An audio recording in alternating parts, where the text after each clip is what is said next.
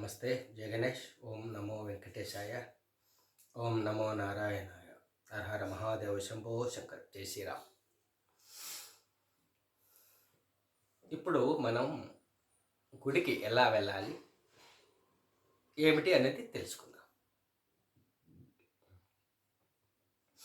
గుడికి ఎలా వెళ్ళాలి, గుడి దగ్గర ఎలా ఉండాలి, నడిచి ఎలా రావాలి అనే దాని గురించి మనం తెలుసుకుందాం. సరేనా? భగవంతుడు మెచ్చేది సంప్రదాయ వస్త్రాలతో గుడికి వెళ్ళాలి. అందులో ముఖ్యంగా బొట్టు, మగవాళ్ళకి పైన కండువ, కింద పంచ, కొంచెం 2 పరులు పంచ కట్టుకోవాలి, లేదా గోచి. గోచి అంటే తెలుసు కదా, సైకిల్ కట్. అదే సైకిల్ కట్ లేకపోతే 2 పరులు మామూలుగా పంచ కట్టుకున్నట్టు కట్టుకోవడం. పైన కండువ. జుబ్బా అనేది ఆప్షన్. తమిళనాడు, కేరళ ఇట్ట కొన్ని పురాతన గుళ్ళకి వెళ్ళినప్పుడు పద్మనాభ స్వామి దగ్గరికి వెళ్ళామనుకోండి, షర్ట్ తీసేయాలి. కన్యాకుమారి అమ్మవారి గుడికి వెళ్ళినప్పుడు కూడా షర్ట్ తీసేయాలి.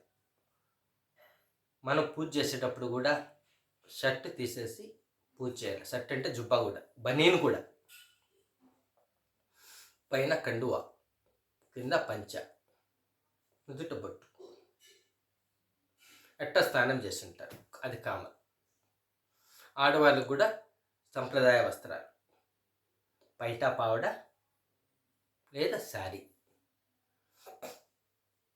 చిన్నపిల్లలైతే గౌన్, పావడ. చిన్నపిల్లలు మగవాళ్ళు అయితే వాళ్ళకు కూడా చిన్న పంచ, కండువ. ఇవి మనం అందరికీ పెట్టాలి. దర్శనము అంటేనే సంప్రదాయ వస్త్రాలతోనే లోపలికి రావాలి. ఇది ఒక్కసారిగా చేంజ్ కాదు. ఒక్కసారిగా వాళ్ళు ఇంటికాడి నుంచి తెచ్చుకోరు. దీన్ని మనము ఒక క్రమ పద్ధతిలో మనం తీసుకెళ్ళాలి. అనౌన్స్మెంట్ చేస్తూనే ఉండాలి.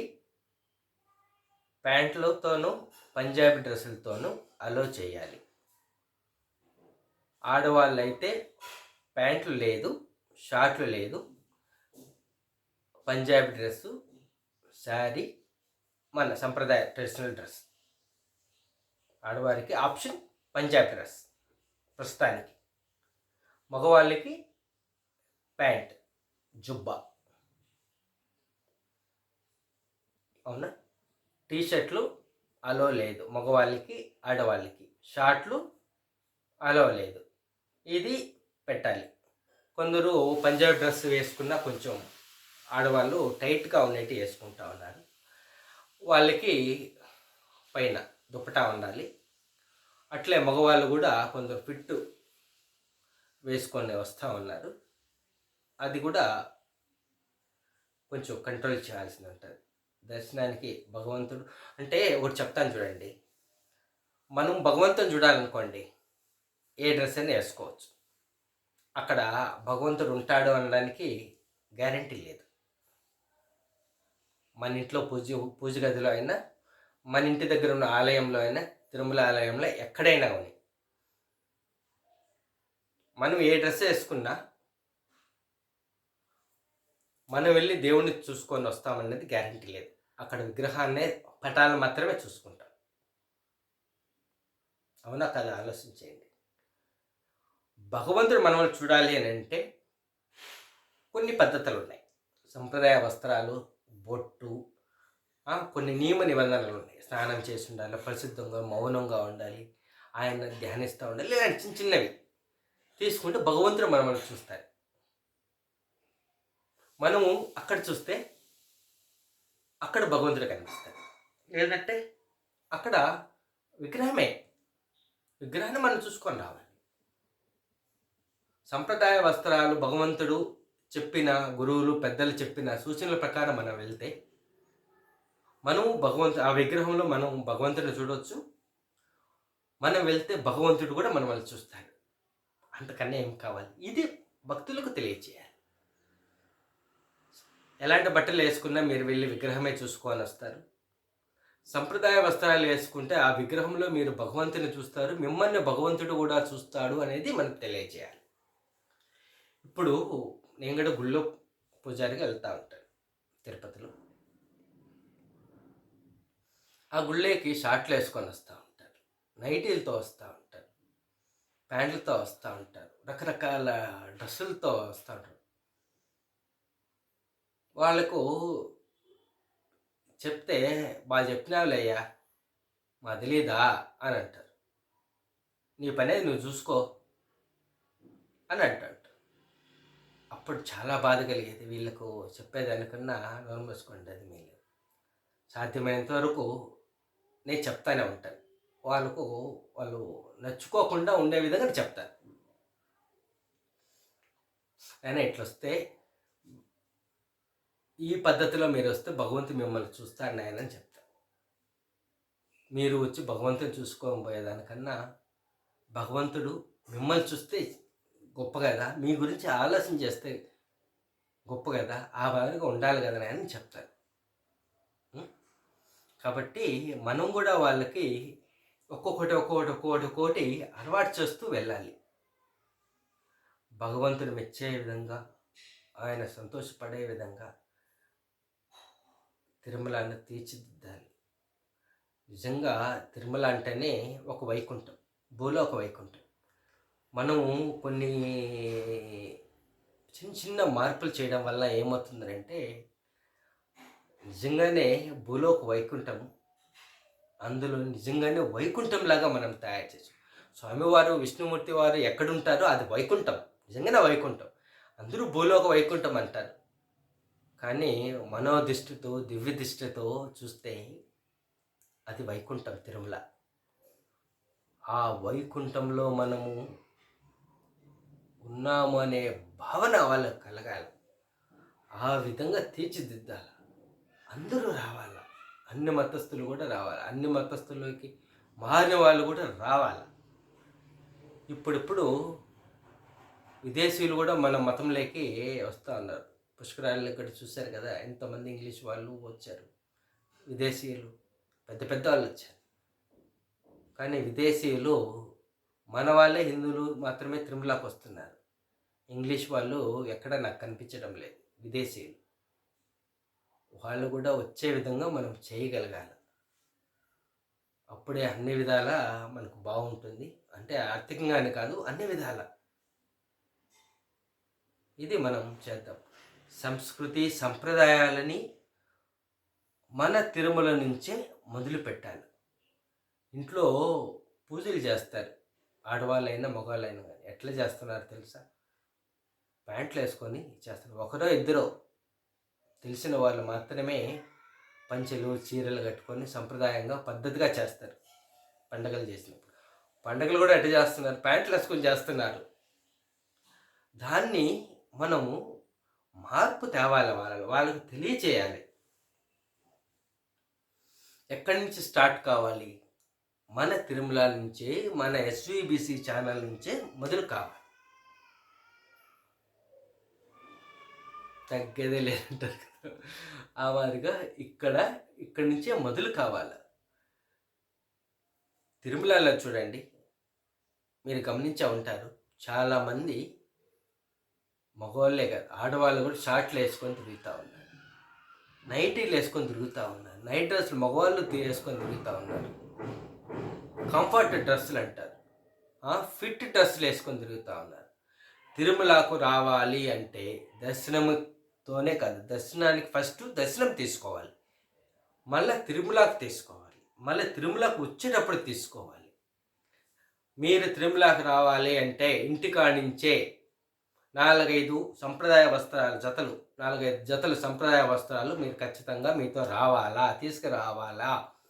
మీరు సంప్రదాయ వస్త్రాలతోనే మీ ఇంటికాడి నుంచి రావాలా. కింది నుంచి పైకి రావాలన్నా సంప్రదాయ వస్త్రాలతోనే ఉండాలా. నుదుటి బొట్టు ఉండాలా.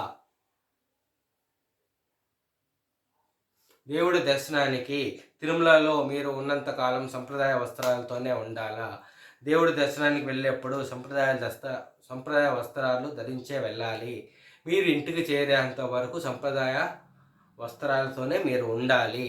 సాధ్యమైనంత వరకు మీరు మీ ఇంటి దగ్గర సంప్రదాయ వస్త్రాలే ధరించి ఉండాలి అనేది వాళ్ళకు చైతన్యం కలిగించాలి, మార్పు తేవాలి. తిరుమలలోనే గుడికి వెళ్ళేటప్పుడు మాత్రమే సంప్రదాయ వస్త్రాలు లేకుంటే లేదు అనేది కాదు. ఈ మాదిరిగా మనం చెప్తే టీవీ వాళ్ళు కానీ బయట వాళ్ళు కానీ ఏమేమో అంటారు. ఒకసారి కూడా వచ్చింది కూడా, ఫస్ట్ టైము మన ప్రభుత్వంలోనే గుడికి వెళ్ళేటప్పుడు 300 దర్శనము వెళ్ళేవాళ్ళు సంప్రదాయ వస్త్రాలతో పంచి కట్టుకొని పోవాలి అని అంటే టీవీ వాళ్ళు అప్పుడే టక్క అనేసినారు. ఏమని అన్నారు? భక్తుడి మీద మరో 300 రూపాయలు అదనము అని.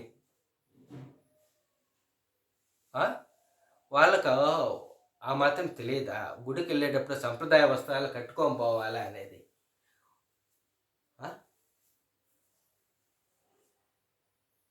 వాళ్ళు అవగాహన లేని నెగిటివ్ అయితే టక్ చెప్పేస్తారు.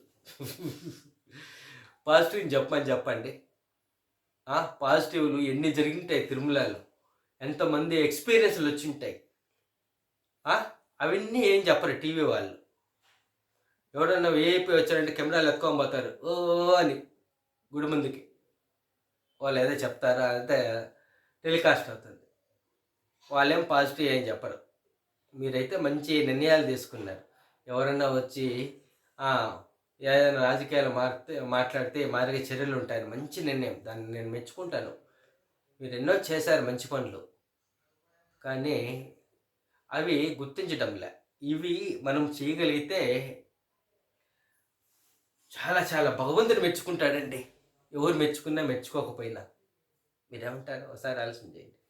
సంప్రదాయ వస్త్రాలతోనే మీ ఇంటికాడి నుంచి బయలుదేరాలా, సంప్రదాయ వస్త్రాలతోనే తిరుపతి నుంచి తిరుమలకు రావాలా, సంప్రదాయ వస్త్రాలతోనే తిరుమలలో ఉండాలా, సంప్రదాయ వస్త్రాలతోనే స్వామివారి దర్శనానికి వెళ్ళాలా, సంప్రదాయ వస్త్రాలతోనే మీరు ఇంటికి చేరాలా, సంప్రదాయ వస్త్రాలతోనే మీరు ఇంట్లో ఉండాలా. మీరు ఇంట్లో ఎట్లా ఉంటారో ఏమో మాకు సంబంధం లేదు. తిరుమల అలిపిరి కాడి నుంచి మళ్ళీ అలిపిరి దాటేంత వరకు మీరు సంప్రదాయ వస్త్రాలతోనే ఉండాలా, ఫిక్స్. కనీసంలో కనీసం మీరు సంప్రదాయ వస్త్రాలతోనే దర్శనానికి వెళ్ళాలి. First step. కొద్ది రోజులు పోయినాక తిరుమల వచ్చి తిరుమల టోల్గేట్ కొండ మీదంతా సంప్రదాయ వస్త్రాలతోనే, పద్ధతిగా ఉండే వస్త్రాలతోనే మీరు ఉండాలా. No shorts, no night dress, no comfort dress. ఇది భగవంతుడు ఉండే ప్రదేశము, భగవంతుడు తిరిగే ప్రదేశం. తిరుమాడ వీధుల్లో చెప్పులు వేసుకొని నడవరు అంటే సేమ్ టు సేమ్. మన తిరుమలలో సంప్రదాయ వస్త్రాలు, అన్ని మత వస్త్రాలు బంద్. ఏదో ఒకటో రెండో ఆప్షన్లు, ఏదో ప్యాంట్ వేసుకుంటారో మంచి సంప్రదాయం, ఒక పద్ధతమైన ప్యాంట్లా ఓకే. షార్ట్ లేదండి మరీ విచిత్రంగా, నైట్ డ్రెస్ లేనిది, కంఫర్ట్ డ్రెస్ లేనిది. ఫస్ట్ ఒక స్టెప్ పెట్టాలి, మొదలు పెట్టాలి. రాను ఒక సంవత్సరానికల్లా అన్నీ సెట్ చేసుకోవాలి. మన సంస్కృతి సంప్రదాయాల గురించి మనం తెలియచేయాలి. ఒక పద్ధతి అనేది ఉంటుంది. మన గొప్పదనము అనేది ఎవరికి లేదు. ఉదాహరణ చెప్తాను చూడండి. ఈ పై కండువ ఉంది, అవునా? ఈ కండువ కింద పంచ, ఏకవస్త్రం మంది, అవునా? ఏకవస్త్రం. కొందరైతే ఈ పంచ కండువ జాయింట్తో వస్తుంది, అది కట్టుకుంటారు. కొంచెం మార్పు కాబట్టి కింద పంచ, పైన కండువ, ఉత్తరీయం. ఇవి చూడండి కట్ చేసి కుట్టరు. ఇక్కడ బార్డర్ ఉందా? ఈ బార్డర్, 2 బార్డర్లు ఉంటాయి. ఇదే ఉత్తరీయం కండువ ఈ బార్డర్లు లేకుండా వేసుకుంటే అది పనికిరాదు. మళ్ళీ బార్డర్ ఉండాలి.